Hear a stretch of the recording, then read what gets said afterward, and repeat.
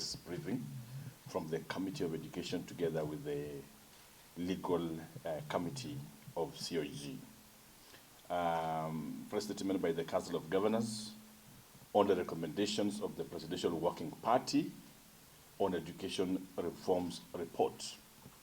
The Council of Governors, Legal, Constitutional Affairs and Intergovernmental Relations, and the Education Committee have just concluded a consultative meeting to discuss the implications of the recommendations of the Presidential Working Party on education reforms. The Council recognizes the importance of education as a key driver of socio-economic development and welcome efforts aimed at improving the education sector in the country. It is important to note that county governments have made tremendous efforts towards transforming the devolved education functions assigned to them by the Constitution.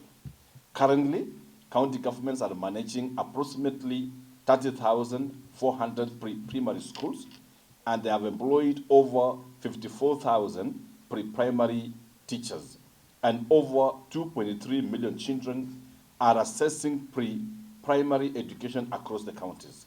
Further, county governments cumulatively allocate over 8 billion every year towards education. This was unheard of before devolution, where primary education was mainly supported by the communities.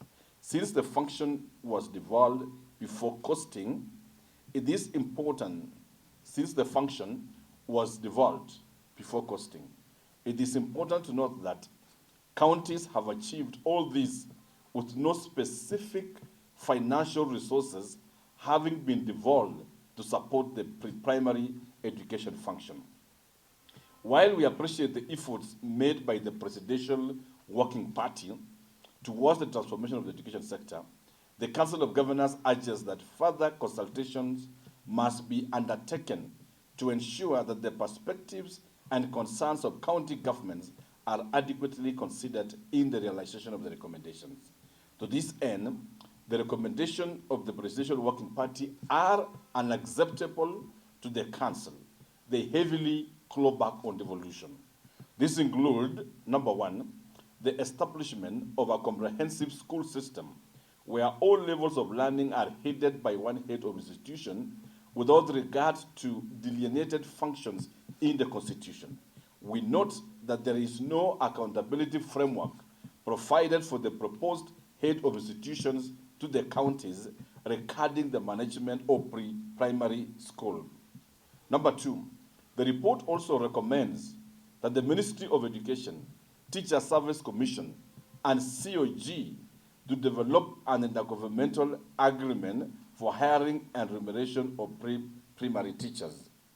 Further, the report recommends the amendment to the Basic Education Act to have the county commissioner as the county education board, chair of the education board. This is a clear reverse gear to the case of devolution, noting that ECDE is a fully devolved function. And our position is that by having the county commissioner, who is not an executive elected by anyone, chairing that the Education Council is unacceptable to the council.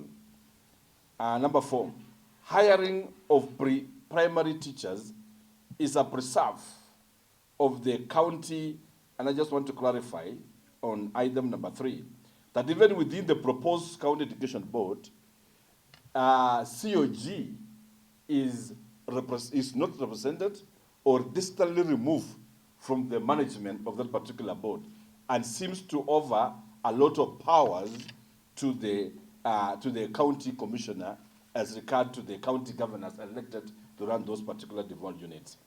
Hiring of pre-primary teachers is a preserve of the county governments as reiterated in the judgment in the High Court ruling in the case of Nat versus the Attorney General and 4 others, 2016, that clarifies the powers of the county governments in hiring pre-primary teachers.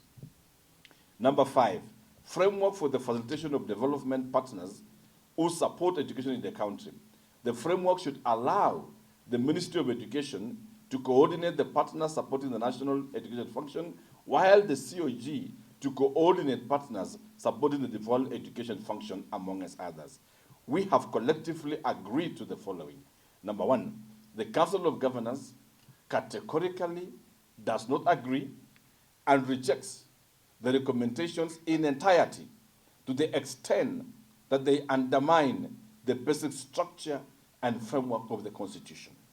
Number two, the Council of Governors hereby withdraws its participation from any process that seeks to legislate the recommendations contained in the report. This includes the proposed meeting called by Intergovernmental Relationship Technical Committee scheduled for 16 January 2023. Number three, county governments will continue to manage both the institutions and human resources for the constitutionally assigned functions in education. Number four, a convening of any devolved sector forum or a convening of any devolved sector forum will strictly be done between the two levels of government and not non-entities. Lastly, the committee strongly protests against all the recent attempts to claw back on devolution in the education sector and other seen attempts across the four sectors. In conclusion, the Council of Governors reiterates its commitment to enhance the quality of education and training in our country. Signed, His Excellency Dr. Eric Mutai, Chair, Council of Governors, Education Committee. Thank you so much. Venue that you're in the boardroom, we were able to present our contributions to the Presidential Working Party. However, none of those recommendations were captured in the report. Number two, as with the question of too late, these are recommendations. They are not laws in itself. It's not been taken to Parliament for approval. Of course, it's been handed over to the President. And we expect, in fact, our expectation is that a larger education framework for share stakeholders would actually even be called to continue weighing and putting in input to the same. So we are not late, and we still make our position be known that we provided our suggestions, we provided our contributions, and none of them was captured by the team. As journalists, I want to request all of you to do a little bit of soul searching, plus also walk back in history. The national government, the GOK, and the Ministry of Education has never funded a single event, a single function in ECD. Everything you see in ECD today, infrastructure that has been done, teachers that have been